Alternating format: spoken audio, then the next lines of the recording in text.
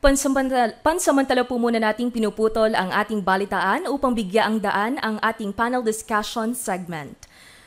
Ngayong gabi sa ating panel discussion segment ay makakasama natin ang dalawang personalidad na instrumental sa matagumpay na paglulunsad ng Project Simplify. Ano ba ito at ano ang gamit nito? Aalamin natin yan sa ating mga bisita. Kaya naman bigyan na natin ng pagkakataon sa kaniyang pagbati. Ang una nating panauhin, ang hepe ng Curriculum Implementation Division, Chief Education Supervisor, Dr. Alexander Neri. Good evening, sir.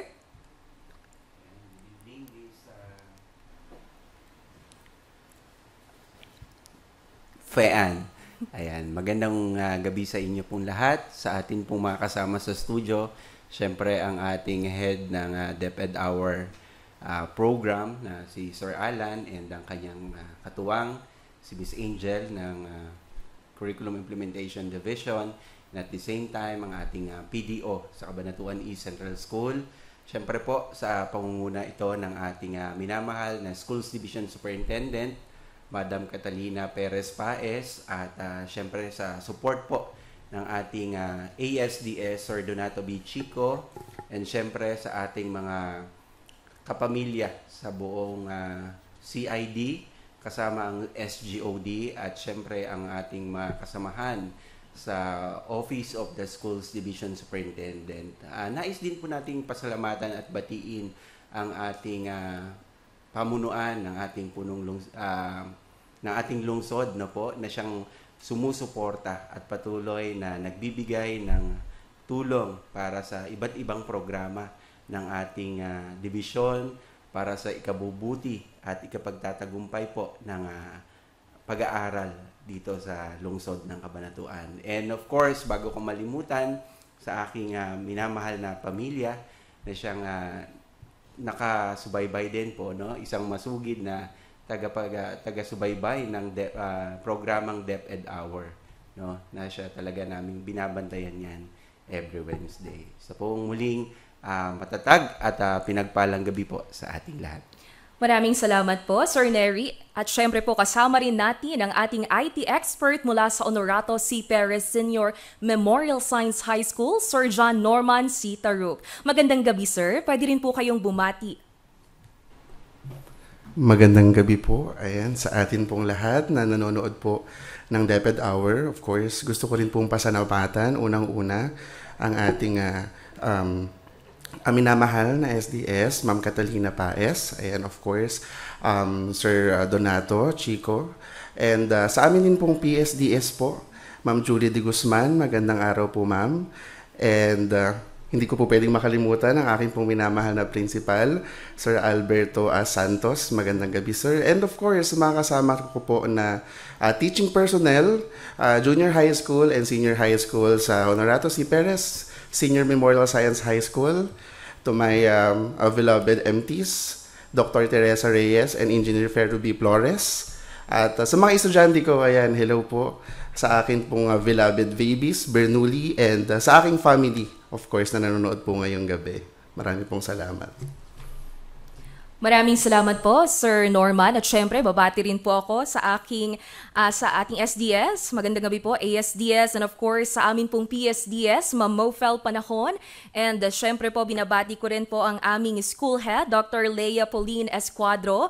At ang aming head teacher, Ma'am Elizabeth Lioren. And of course, the Kubkuban ladies, Ma'am Melissa, Ma'am Camille, Ma'am Melody, Ma'am Crystal, Ma'am Joam, Sir Avel, Sir Paulo, Sir Edmark, and Sir Nico. Binabati ko rin po ang lahat ng mga guro mula sa Camtinio National High School at sa lahat ng grupo, Happy Teachers Day, and of course po sa pamilya ko po na nanonood ngayon dyan sa Bagong Sikat. Magandang gabi po sa inyong lahat. At ngayon po, bumalik na po tayo sa ating segment. Kanina po na-mention po natin ang Project Simplify. Sir Neri, pwede niyo po bang ibahagi sa amin kung ano po ba yung problemang sinusolusyonan ng Project Simplify? Okay, so mula dun sa acronym na Project Simplify, no? Gusto ko lang sabihin sa lahat na ito ay may ibig sabihin na Curriculum Implementations, Simplified Processes to Amplify Progress. So, syempre, when we simplify things, in our work processes, mas nagiging effective and efficient yung delivery ng services.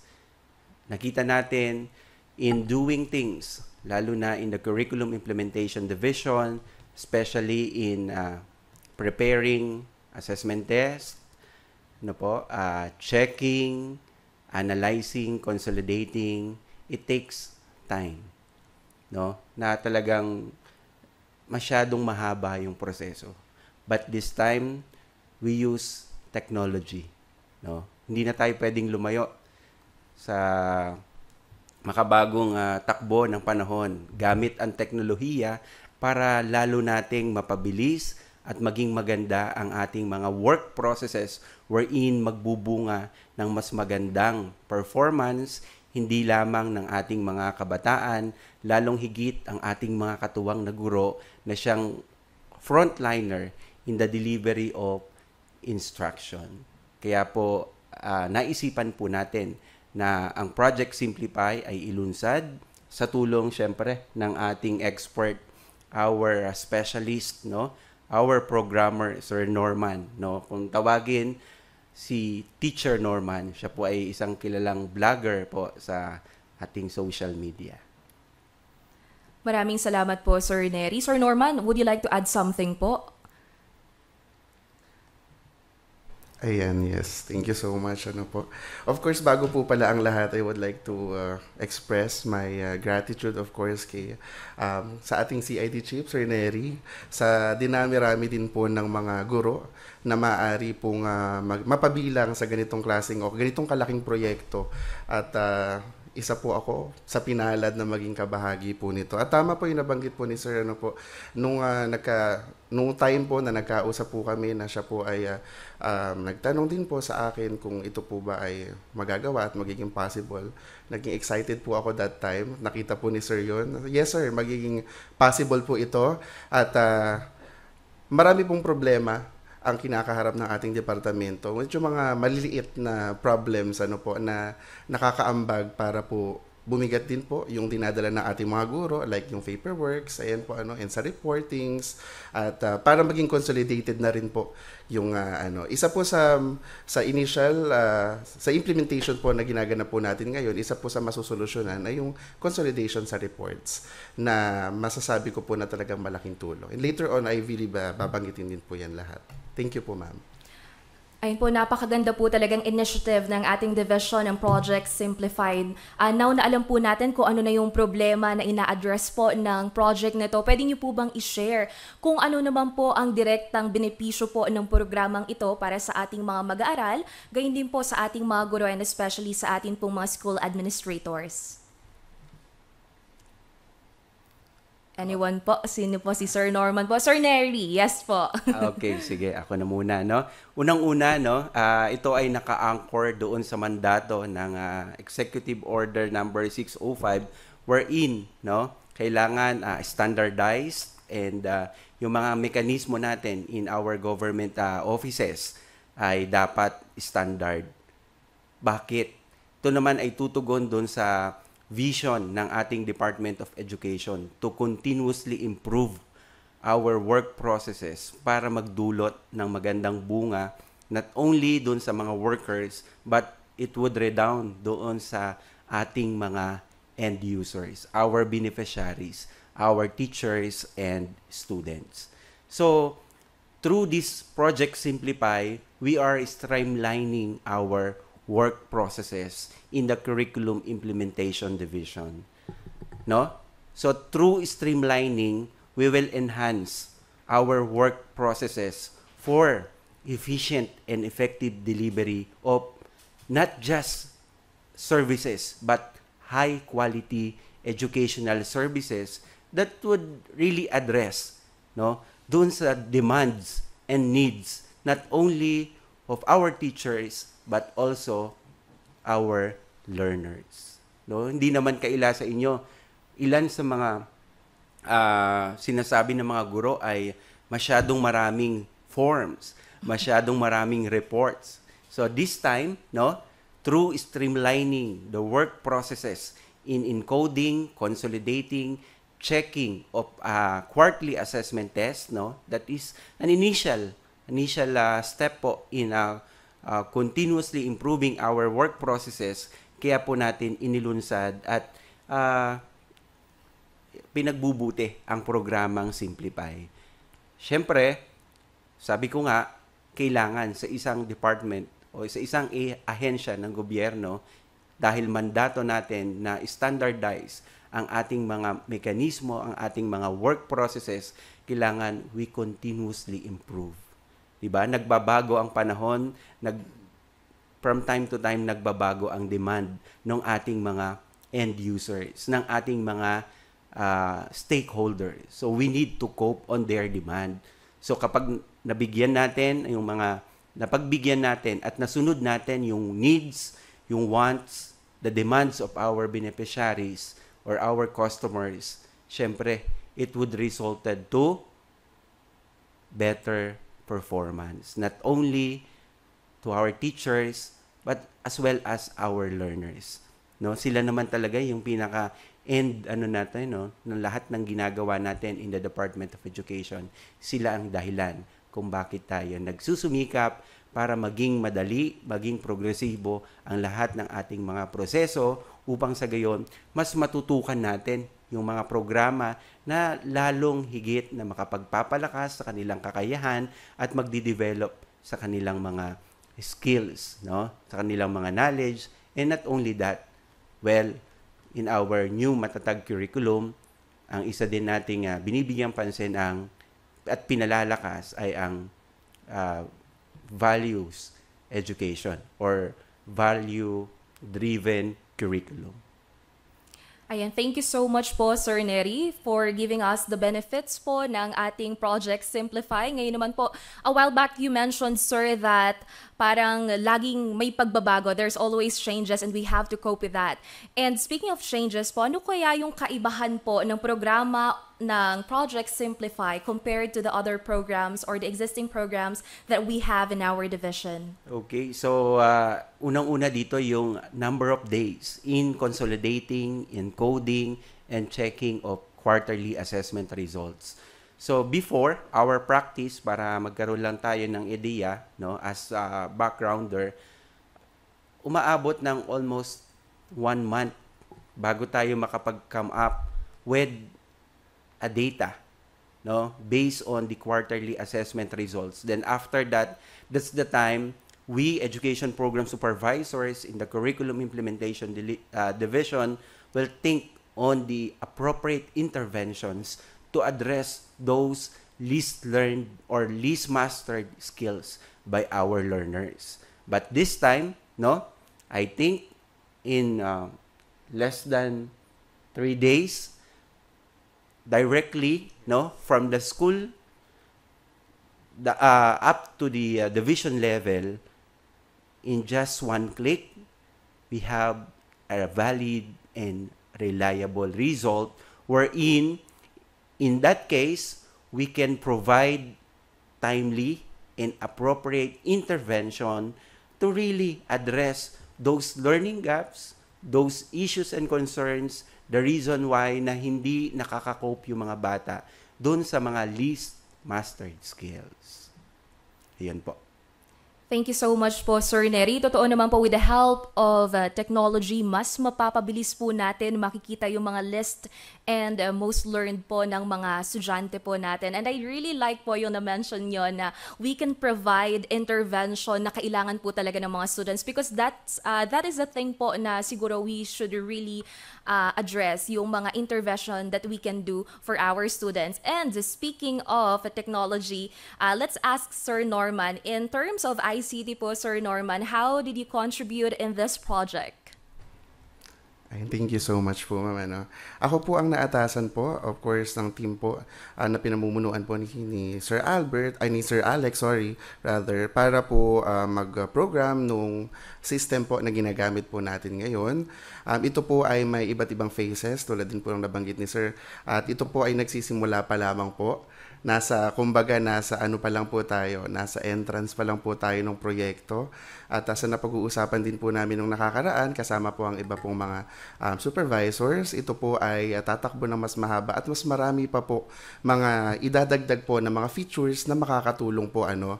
So, balikan po natin, ako po ang nag-program po ng system nito at pinapanatili po natin na maayos, of course, na nagagamit po ng atin pong mga end users yung system po ngayon.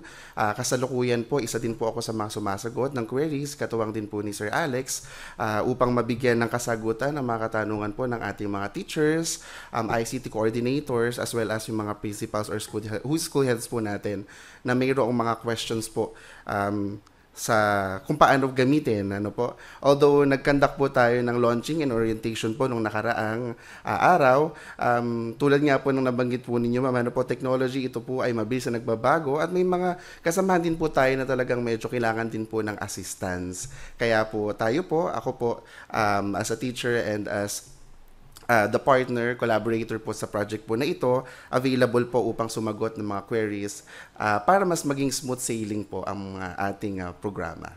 Ayan po. Thank you so much po, Teacher Norman. Kaya i-follow na po natin si Teacher Norman sa kanyang Facebook page dahil napaka-helpful po talaga ni Teacher Norman. And going back po, syempre po, during the process, we cannot really deny the fact that we encountered challenges. Sir Norman, Sir Neri, ano po ba yung mga challenges na na-encounter po natin and how did you overcome those challenges?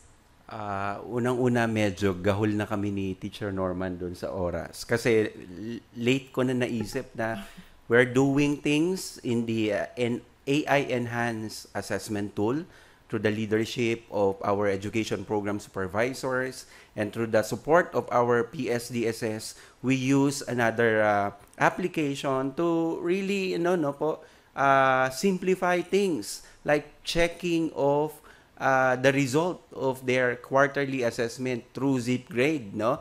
Kaya nagkaroon tayo ng division-wide learning actions cell regarding that. Then, afterwards, parang putol yung proseso natin. So, sabi ko, mukhang gagahulin na tayo, pero kailangan nating umaksyon. So, unang-una naming naging suliranin ni Teacher Norman ay time. And of course, syempre, yung tao na magmaman. Kasi, support lang ako sa kanya, nag-feed lang ako ng information, ano yung gusto natin, align dun sa ating mga kailangan na data, para mas maging epektibo yung pagkuha natin. Then, ano naman kung mayroon tayong valid and reliable data? What's next? So, kinailangan din namin ng tao, pero thank you dahil doon sa sipag ni Sir Norman, ginawang araw yung mga gabi, no, para matapos yung programa na to. Kasi hindi biro, no, pinakita niya sa amin during the initial implementation, talagang napakasanga-sanga niya pala, no, yung paggawa ng sistema. Kaya we are really thankful, no, the division office is really thankful, no po, because we have Teacher Norman na talagang bukod sa masipag na, nandun yung dedikasyon, no, para makatulong not only para sa kanyang sarili, para sa kaguruan, no, ng dibisyon ng kabanatuan. At syempre, no, tiningnan din natin yung ilang mga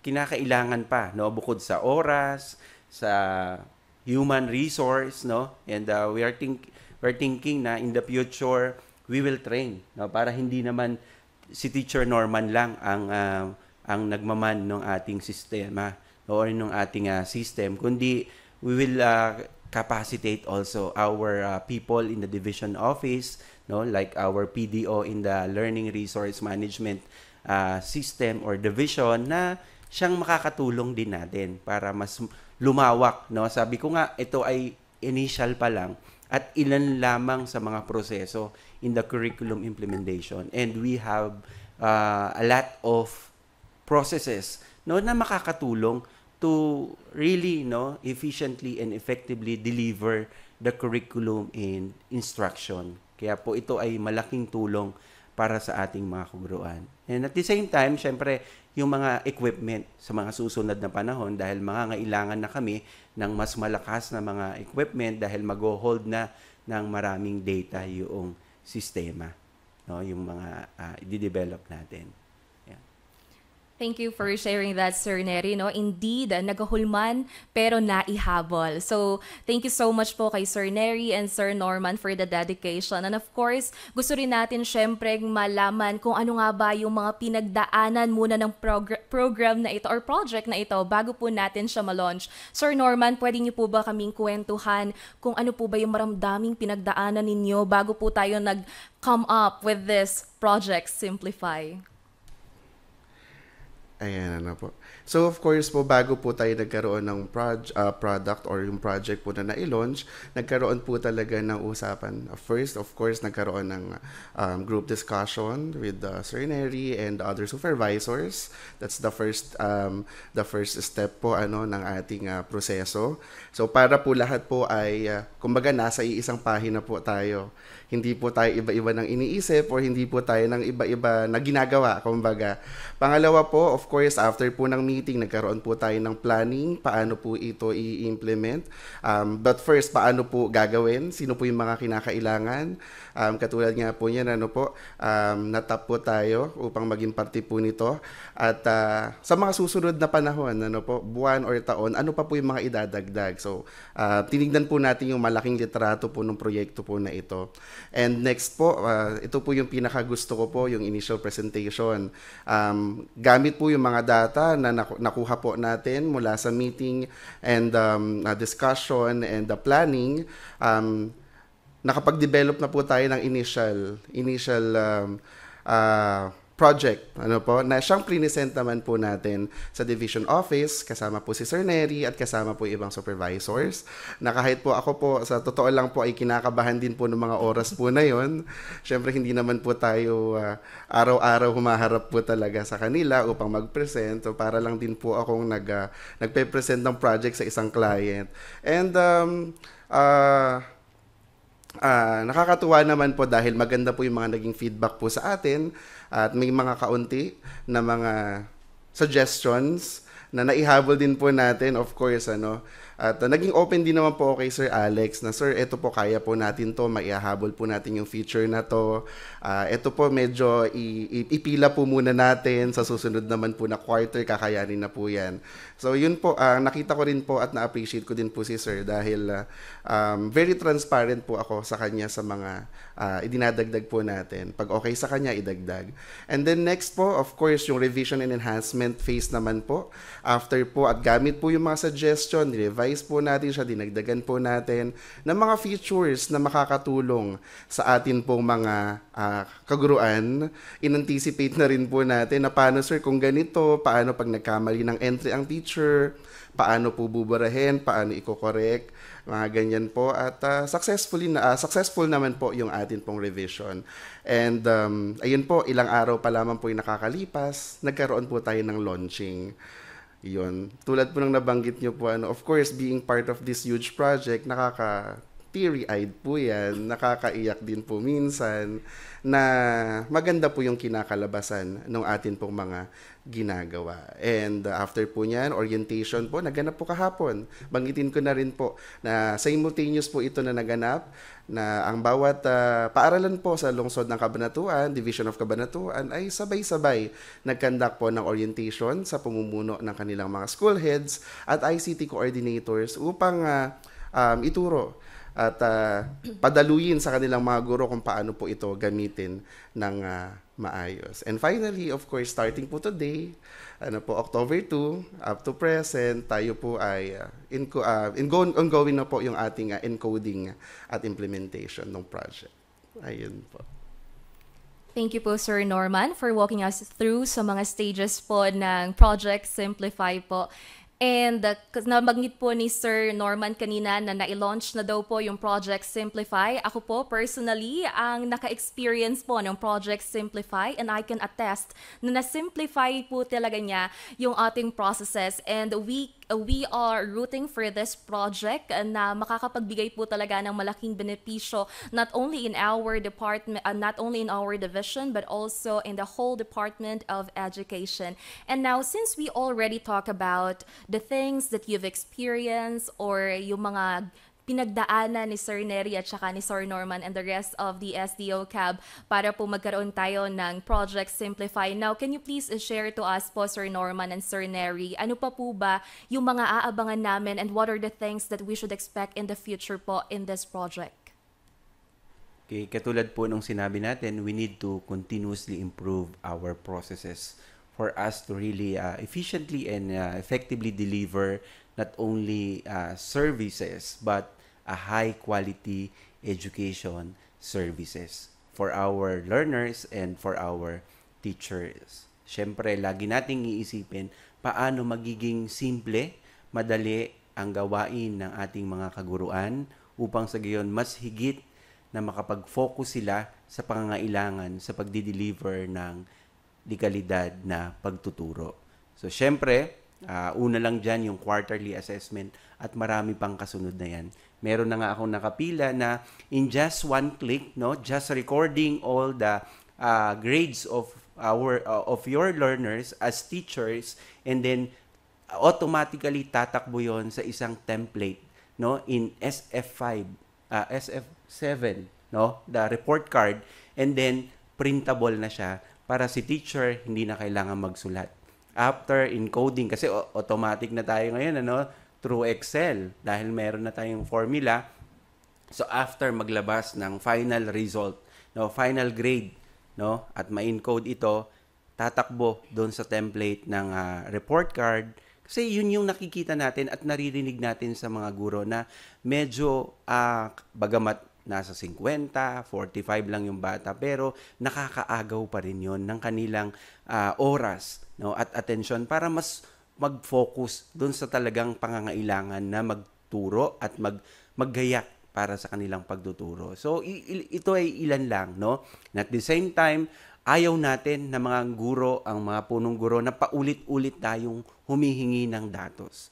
So, through this Project Simplify, we will think of those processes na in just one click, in just one encoding, and from time to time, makakakuha tayo ng data. Maiwasan natin yung mga abala at yung mga different stages, different levels of consolidation of data, wherein minsan, dahil sa different stages na yan, nagkakaroon na rin tayo ng iba't ibang interpretation, right? Kahit na lagi tayong nag-orient, minsan, pagdating sa taas, medyo questionable na yung data. Ito pa ba talaga ito? Okay, So, yun lang. Gusto natin talaga gather reliable, accurate, valid data for us to provide, database or data-driven decisions na magbe-benefit both teachers and students. Sila po yung dahilan bakit po tayo nagsisikhay at nagsusumikap na patuloy na magpadali ng mga proseso natin. Thank you so much po, Sir Neri, sa pagpapadali po ng buhay ng mga gurong katulad ko po. So, we are hoping po talaga na mas marami pa pong project mula po sa ating CID na mailunsad para po matulungan po natin ang ating mga kaguruan na mapadali ang kanilang mga trabaho at hindi lamang yon. What I really like po doon sa sinabi ni Sir Neri is that para magkaroon po talaga tayo ng standard, kumbaga hindi po nababago yung mga data with the innovation that we have in our division, I am pretty sure na hindi na po malayo ang quality education because with the help of these people, if you were here, you can really sense the passion na mayroon po sila. So we are really lucky to hear them in this segment po. And also po pala, do you have any reminders po sa ating mga user ng program po na ito, Sir Norman? Ayan, marami po ulit salamat. Unang reminder po, of course, this version, even though somehow nakaka-overwhelm na po, parang ang dami na niyang features pag nakita natin. Pero yun nga po, nabanggit po namin nasa pinto pa lang po tayo ng project. Ito po ay pasilip pa lamang po. And kasabay po nito, ang version po nito ay version 1. First version, version alpha, para po sa ating pilot implementation. Kumbaga, lahat po ng mga suggestions na amin pong naririnig at nakakarating po sa amin, since ako naman po ay very, accessible po yung aking Facebook account. Madali po siyang i-chat, madali po akong kausapin para po sa mga concerns at nakaka-receive po tayo ng mga suggestions at yan po ay nakalista lahat. Hindi po natin ito binabaliwala at pinipila po natin ito kung kinakailangan at nakikita po natin na makakatulong po talaga upang mas maging mabilis, mas maging madali ang proseso, nakapila po sila. At sooner or later, maidadagdag po natin yan. Ang atin pong paalala, of course, sa minamahal po natin ng mga kaguro, school heads and ICT coordinators, ay kung meron po kayong concerns, kami po ay malalapitan po ninyo. Magkaroon lamang po tayo ng mahabang pasensya para po mas matutunan. Kasi po di po ba, pag unang beses natin talagang ginamit, yung isang sistema, talagang minsan nakaka-overwhelm talaga po. Pero kasabay po nito yung excitement na kung ano yung maitutulong po sa atin. So kasabay ng excitement, tayo po nawa ay maging open din po sa mga feedbacks. Ayan. At kung may tanong po, kami po ay pwedeng tanongin. Yun lamang po siguro, ma'am. Thank you so much po. Thank you po, Sir Norman. At ngayon po, Sir Neri, would you like to add po as closing remarks po para po sa ating panel segment po ngayong gabi? Ayan, sabi nga ni Teacher Norman, no, kung sa inyo pong kaalaman, hindi po siya part-time teacher, no? Full-time teacher po siya with 6 loads, regular, no? 6 loads, kaya po itong proyekto na to talagang extra lang sa kanya. Kaya nagpapasalamat po kami ng marami kay Teacher Norman and of course, syempre sa kanyang school head, no, kung hindi pumayag ang Sir Albert and Ma'am Julie de Guzman ay siguro wala tayong Project Simplify. Meron man, nakaplano pa lang at naghahanap pa tayo. Pero dahil sa kanyang dedikasyon at talagang kagustuhan na makatulong, mapadali ang mga bagay-bagay para sa ating division ay nandoon ang kanyang puso sa pagtulong sa atin. So sa atin pong lahat, tama, bago po ito. So alam niyo naman kapag bago, nandyan yung pagtanggap at minsan nandyan din yung hindi pagtanggap. So that's why we orient, no? We give orientation to our users, no? Para mas madali nilang maintindihan, no? We need to communicate it. Kailangan malinaw yung understanding, no? Magkaroon sila ng concrete understanding about the project para nang sa gayon, if they are involved, if they are yung parang informed, so syempre mamahalin nila ito. So tayo bilang isang division, we are gearing towards one direction, and that is to achieve our goal, no? To deliver high quality services, high quality instruction equals high quality education. Sa inyo pong lahat, mga end users na to, no? Yung ating mga guro, yung ating mga punong guro, and syempre, ang gagamit ng mga datos na kinukuha natin, ang ating mga program, no? Supervisors, the PSDSS and our education program supervisors, na siyang tumitingin sa mga datos na ito para maibigay ano pa ang kulang. Well, actually, hindi lang bata ang tinitingnan dito, kundi sa part din ng teachers, no? Again, the result of the quarterly assessment is, no, the mirror of the teacher's performance. Ito yung salamin kung ano yung klase ng instruction na ibinigay natin. Kaya po magsama-sama tayo, no? Pagtulong-tulungan po natin na lalo pang ma-improve, and at the same time, yakapin po natin ang programang ito upang sa gayon patuloy na mapaunlad natin ang ating mga ginagawa, no, alang-alang sa ating mga kliyente, ang ating mga mag-aaral, ang lahat ng mga taga-kabanatuan, ng mga batang mga kabanatuenya. Marami pong salamat. Maraming salamat po, Sir Nery. Nawa po ay yakapin po ng lahat talaga ang Project Simplify dahil po katulad ng nabanggit ni Sir Nery, ito po ay hindi lamang para sa mga bata kundi pati sa mga guro at gayon din po sa buong Pilipinas. At muli po, salamat sa ating mga naging panauhin, Sir Alex and Sir Norman. Sa pagbabalik po ng ating programa ay matutunghayan na po natin ang mga balitang kinalap ng ating mga school media team. Muli, ako po si Fean Manabat. Maraming salamat po. Huwag po kayong aalis. Magbabalik po ang DepEd Hour.